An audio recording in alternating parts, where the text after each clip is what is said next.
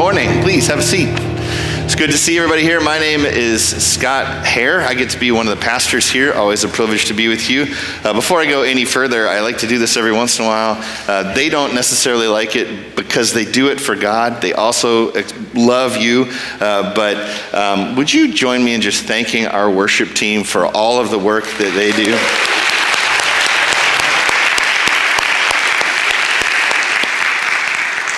Except the guys, we don't have to worry about that. No, such a powerful thing and really exciting stuff. So this morning we continue a series on what is traditionally called the 10 Commandments and what we have called the 10 Proclamations. I saw this week an ancient group that calls them the 10 Utterances. It's a little less fun than proclamations, so we'll stick with proclamations. But this is kind of the power of what we've been talking about, is to say these are less commands than they are declarations, things that are said over us, invitations to become even more, and this morning is no different. But a part of what we've been doing is trying to learn these and memorize them best we can. And of course, the best way to do that is to go back to a song, because I mean, how many of you, when you need to alphabetize something, have to sing your ABCs? Anyone besides me? Okay, that's right. Thank you for raising your hand, sir. I do appreciate that. It's pretty much you and me if it was just to count the hands. But a bunch of liars, which we'll talk about in just a minute. No. We all do stuff like that. But as a way of remembering the 10 Commandments or the 10 Proclamations, we've been singing them. My good friend Nathan is away, so we get, I'm not going to say an upgrade, but Hunter's in charge, so it feels like the big guy's here. So this is my audition. Rhythm guitar player. Yeah, usually on the keyboard, we've got Hunter on the guitar today. We've been singing the song, so would you join me? We have to help him because Nathan, I guess, taught you, or you've been leading along with us. You ready to go? Yeah, I think I know. You ready? Yeah. I'm excited. Okay, so we start here. We're ready when you are. We want to teach the new symbol first? Oh, the new symbol first, which is don't lie. Okay, so that's this. So you know how when you used to lie, you'd put your little cross your fingers behind your back? So we're going to do don't lie. Don't lie. Like right here. Okay, we can see it. Don't lie. For the record, one time we did something like this years and years ago, and I saw a mom in a grocery store with her kid that went to the church, and she turned around to him and she went like this. And I was like, oh, he's lying, So please feel free. But anyway, yeah, so don't lie. It's good. All right, we're ready. All right, here we go. I am the Lord your God who brought you out of slavery. Have no other gods before me. Don't take my name in vain. Remember the Sabbath day and keep it always holy. Honor your mom and dad. Do not murder. Don't commit adultery. Do not steal. Do not lie. Great job. Yeah. We only have one more with a big finish, but please do have a seat. By the way, when we got to do not steal, did anybody watch the game last night? Yeah, amazing. Thank you. Just you and me are the only ones here today. It's just you and me, and I'm totally okay with that. I want you to know that. Awesome. It was an amazing game, but all kinds of stuff. So this is what I'm just really excited for this morning because it's something that really falls right into the middle of something I'm really passionate about. And that's words. And so here's what I want to start with for all of us. And we all kind of know this, and we all are a part of this, but sometimes we forget. Words build worlds. Words build worlds.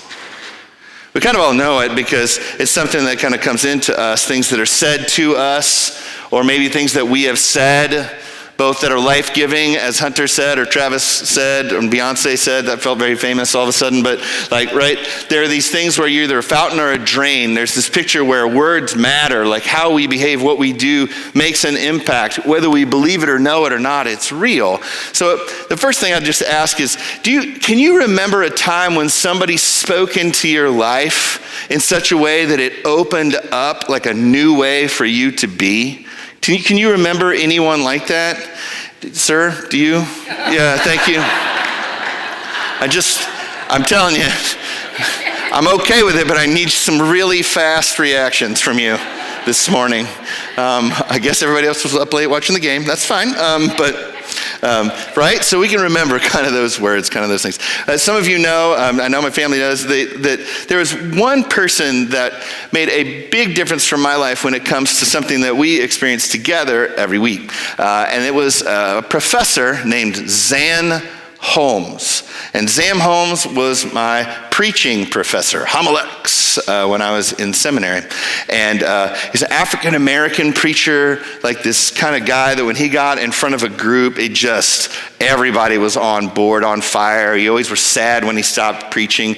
He said the word God, and instead of like I do, like God, he would say it with like 3 or 4 syllables, God, like that. I was always like, so awesome. I could never do it, but just an epic preacher and leader in Dallas, epic human being. And so I got to be in his homiletics class, which in this case was about 15 of my peers in a small room on the top side of SMU's, one of the academic buildings. And so what we would do is we would get together and we kind of drew lots, and then we would get to take turns preaching, often for us the first time any of us had done a formal sermon. And so if you've done any of this, it's it can be nerve-wracking the first time you show up. And what would happen is our little deal was the person would preach, and then the 15 or so student colleagues would give their thoughtful responses. And we kind of had a mutual pact of saying nice things at first before we got to like helpful notes or whatever it is, because it's nerve-wracking. And so you need some encouragement from people that get what you're doing. So this is what would happen. Someone would preach, we would all say a few things, and then Dr. Holmes at some point would say something to us. He would say usually our names, and then he would just sort of help us with some encouragement and then some notes. And then the terrifying thing is he would video record every one of them, and we would go and meet with him during the week and watch ourselves on the screen while he gave us pointers. Yeah. So that was always tough. But we got into a rhythm, and it got relatively calm, and we kind of knew what we were doing. And so it came my turn. And I was pretty excited about what I had to say, but I wasn't really sure how it was going to come out. And so I get up in this little room, and I do the sermon, and then my colleagues, they're supposed to chime in with thoughtful comments, remember?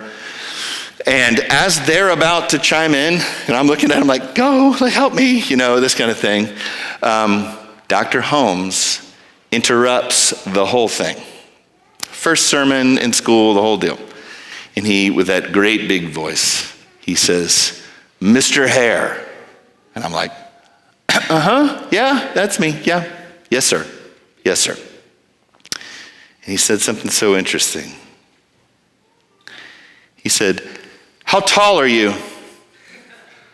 Right? And I was like, that was a weird, my internal voice was like, this guy is out of his mind. What is happening? I go, how tall I am? What a weird question. He didn't want to even ask me about Jesus. Well, at least I know where he is, So the things that go off into your head. And so he says, how tall are you? And so I answered him, mostly true. I said 6'5". It's a little less, but I said 6'5". We can talk about lying again later. I said 6'5", 6'4", 6'5". And he just got an eyeballing me, like that intensity. And he leans forward and he pointed at me, which is always weird. If someone points at you, I don't even feel like it's okay for me to point at you. That just feels weird. He points at me and he goes, you be that. You be that. And I was like, at first, what in the world are you talking about? And when I met with him later that week, he said, do you know what I meant when I told you to be that? I said, I think so. And he said, well, since you think so, let me tell you. He said, you're 6'5", and everything that you were doing was right in here like you were nervous to be your full self. The moment you live into who you are is the moment that God's creation will flow through you. And that is what the world needs.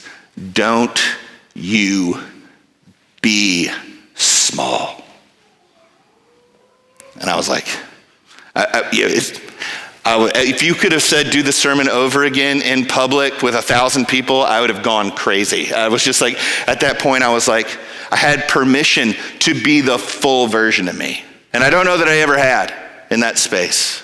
So ever since then, it's all out here.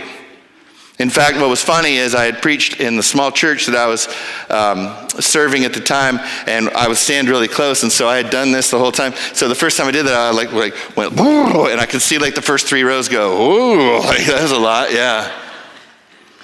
But ever since then, I'm like, why in the world would I play small? I can't, because of the words of Dr. Holmes. I can't. I can feel it when I am, right? By the way, for the record, this church is easily 6'5". Would you stand where you are? Let's read the scripture today that comes from Exodus 20, verse 16. We talk about the power of words, of who we are and how we live into those words. This comes from the declarations. This is number 9. We read together. Do not bear false witness against your neighbor. And often this is remembered this way. Thou shalt not. Please have a seat. These are the very words of God. So it's powerful, right, to think about, what I want us to do when we look at this is to really think about the power of words. What do we say to other people? And it's interesting to think about it biblically, because if you do, there's this crazy through line that shows us the power of words out of God's own mouth. I remember being asked one time, how does God create? You think, well, I don't know. He just creates stuff. He's God. No. Very consistently creates a particular way. Do you know how God creates? Yes, he speaks. Right? In the beginning, there was darkness, chaos across the face of the earth, and God said, let there be light. Light. Right? And over and over and over, God speaks, and things come into the world, right? Everything that he says is true and good. Everything that he says brings life. All of these things start to happen. It's incredible, right? Words, right out of his heart. And really quickly, how do things get off the rails? When this little serpent at one point says, what did God tell you? What was his words? Don't eat from this tree or you will surely die. And what does that serpent say? You won't die. Twisting what's true. Twisting just enough.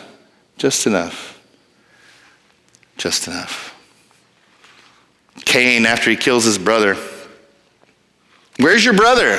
Where is Abel? Cain says, am I my brother's keeper? Twisting the truth. Twisting what was real. Over and over and over, these words give life, or they take it. They are creative and they bring power. They say, be that, or it's over here and says, you're not enough. We even have these words on our interior, don't we? Right? All these things that build us up, and then these things where we look in the mirror every morning and we're like, well, you're not that person. How could you possibly go out there? What are you thinking about? You don't even know, blah, blah, blah, blah, blah, blah. Right? All the time. For the record, that voice is never God's voice. It's just not. God wouldn't waste time telling you who you're not. He'll spend all of his time telling you who you are. And living into who you are, well, weirdly, while there will be pain and struggle, because that's the story, it will also be the thing that will make most sense to your life. You walk right into that. Whatever it is. It's interesting because that's essentially what this is. Words build worlds, but they break worlds too, don't they? I mean, how many of us can also say that somebody has said something to us that devastated us, that wrecked us, that basically told us, well, you're not that. You can't possibly be that. I had an employer tell me one time, oh, I think that your gifts don't match this opportunity because well, we probably should have hired you 3 or 4 years later. You just don't have the skills to do the job that is in front of you.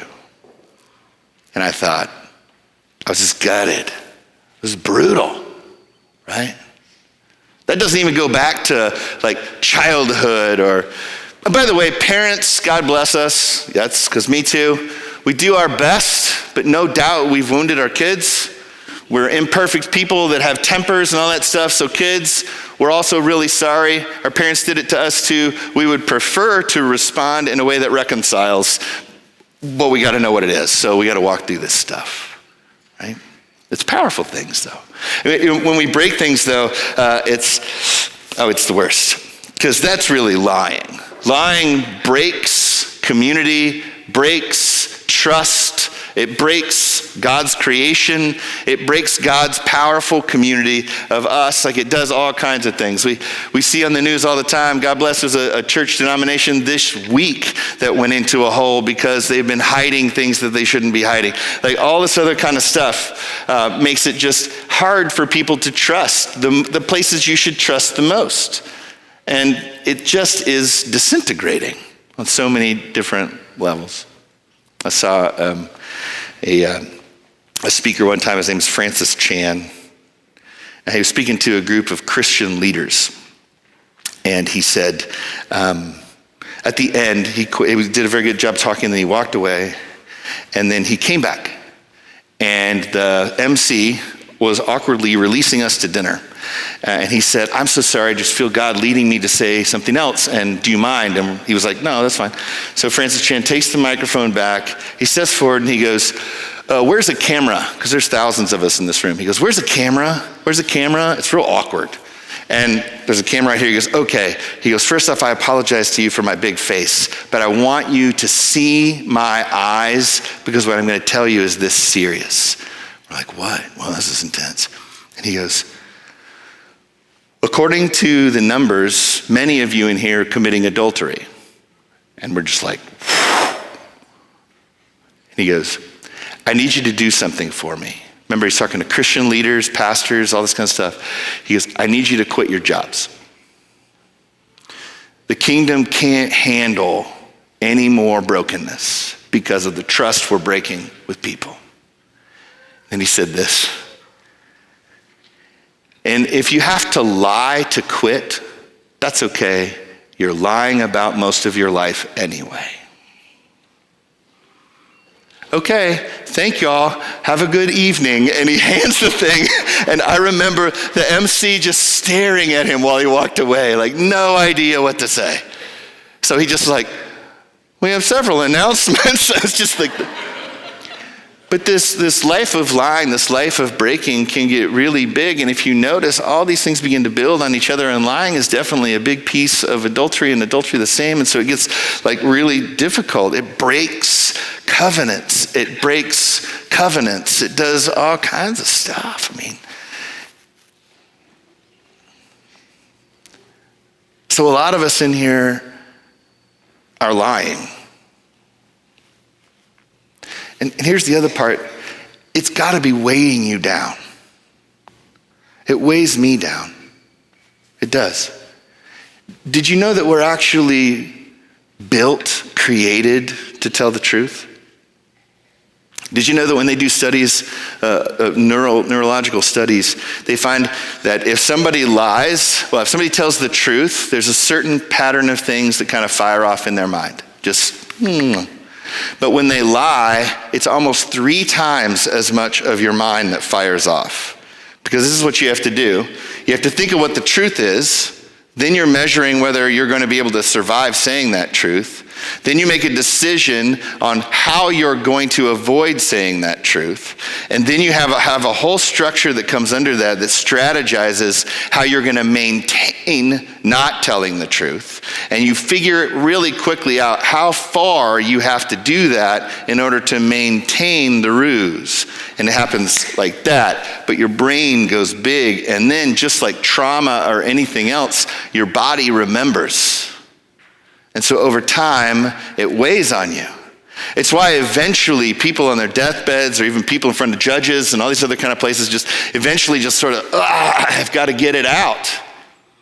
Not because they don't think they're going to get in trouble. They are. It's just that you can't hold it. You're not physically made to hold it. And yet we have a world in which we sort of expect it, right? And brokenness is sort of everywhere. I mean, the amount of lying that we all do is kind of wild.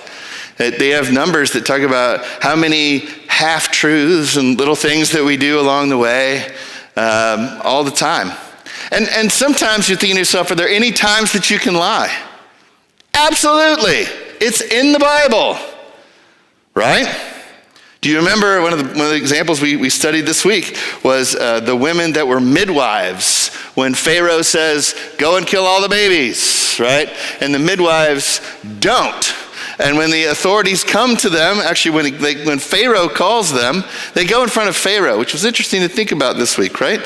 Ted brought this up. He's like, how do they get in to talk to Pharaoh? Who are these midwives? And so they get in there and they say, these Jewish women are just so hardy. They're so strong. They have the babies before we get there. Can't help you. It's a lie. And their names are not only remembered in the Bible, but they are given families and blessing for their lie. So can you lie at times? Don't get me wrong. You're protecting another human being's life? Yep. We do at times measure life over death. It's a part of the deal. I don't want to get oversimplified this morning. That's a real thing. But what I'm talking about this morning is those places in our lives when we know that we're breaking other people or we're breaking covenants. We know the difference. And if we don't, ask for help. And to be honest with you, some of the things that we might need to be able to do is make inventories so that we can begin to rebuild those relationships. And sometimes what you're going to need is help from a therapist, from a pastor, or from a trusted friend to know how to walk out revealing some of the things that you may have been holding. It's a part of doing it. Sometimes it's weight that we have to hold, and sometimes it's weight that we have to share, because one of the things that does happen is people that feel all of that weight all of a sudden go to the person that they've wronged for so long and they just dump it on them so they'll feel better, and now that other person's carrying it. So you better have a process, you better have some wisdom, and you better have the right heart. Just a heads up. But that's the next piece. That's the best part, is God will restore all the locusts have taken. God is a God of reconciliation. God is a God of restoration. Like, those things can be reconciled. It literally is physically healing when people begin to do the reconciliation of their life and they feel like all of a sudden they're living in a world that they can think of as true and good. So being confessional in your marriage, being confessional as a parent, man, I mean, Kathy and Kathy really leads us in a lot of things. And one of the things she really leads us in is some of this parenting pieces where you basically blow it in front of your kids because you've had a bad day, you're strung thin, you're whatever it is, and your kid is having a bad day, and instead of recognizing they're having a bad day, your bad day bleeds right over onto their bad day, and you lose your temper, and you know, they say something like, I just want another Twinkie, and I'm like, you're grounded for 20 years. You know, you have like a ridiculous over the top, and they're like, well, that's ridiculous, and they're not wrong, but they can't say that to you, you know, and like all the stuff. And Kathy's really good, like, well, we need to confessionally apologize to our kids for when we blow it. I'm sorry. I made a mistake. That's on me. Right? So life-giving. You don't have to be a perfect parent, but being a confessional one helps you be a healthy one. Restoration. Final piece. Final piece of all this is a realization about these traditionally 10 commandments or 10 proclamations that I discovered this week that I really am working on. I'm not even sure I'm finished in my thinking, but I wanted to invite you to the conversation, and that's this. I think for at least some percentage of people, there is this thought that the 10 commandments are sort of the apex of moral thinking. That this is the top shelf. That we need to follow these like they were like the best. And I don't think they're the best. I don't think they're the best at all. In fact, I don't think God thinks they're the best. They're not the apex. They're not the top. You know what they are? The first step, the ground floor. This is the basics, not the exceptional. In fact, do not lie, surely is not the best we can do. Do not commit adultery, surely is not the best we can do. These things are just built in to say, look, we're called to so much more than this, right? If it's about do not lie, well, that's just like holding together the covenant barely. What you get to do through Jesus is that eventually over the development of the Holy Spirit, small trajectory things, worship together, coming together in community, studying scripture, prayer, just over time, these small things help you not lie, help you hold community. And the strength of that community, the power of that hope, the vision of that life creates a different kind of foundation. And over time, you not only get to speak the truth, you speak the truth in love, and you can say things to people like, you be that, and they'll hear you, and it'll change their life. They'll know it's true.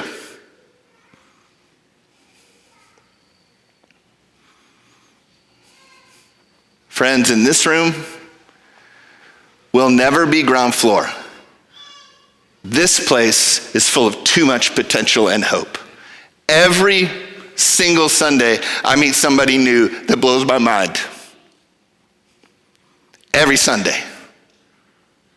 The profound capacity that lives in here is unreal. The effect we could have on the world, our neighbors, ourselves is extraordinary. The kids that are in here will blow your mind when you get to know them. Capacity that you just don't normally see. Strength that needs just to be called out. Wisdom and power that's ready to flow. Don't be fooled. This is not a polite community nicely coming together for some good music and helpful words. We are a community that is engaging the world. We will be a kingdom-building community that shapes our neighborhoods and the hearts of everybody in it with a love and a hope and a joy and acceptance, because that's what Jesus calls us to do, and that's what Jesus empowers us to do. He says, do not lie. No, that's the beginning. It's speak the truth in love and reshape the world, because you have the power by the Holy Spirit to say to the dark, let there be light. And there will be light. Will you pray with me? Eternal God, show us, break us open, crush us, whatever it is. None of us want to play small. It feels boring and controlled and contained. But we're really not sure how to go forward with strength. So challenge us with clarity. Give us pathways for hope, resources that we have not known, and allow us in serious and profound ways to walk out of this place and into a world that needs it most, with the creative, profound power of resurrection beating in our chest. We ask all this in Jesus' holy and precious name. Amen.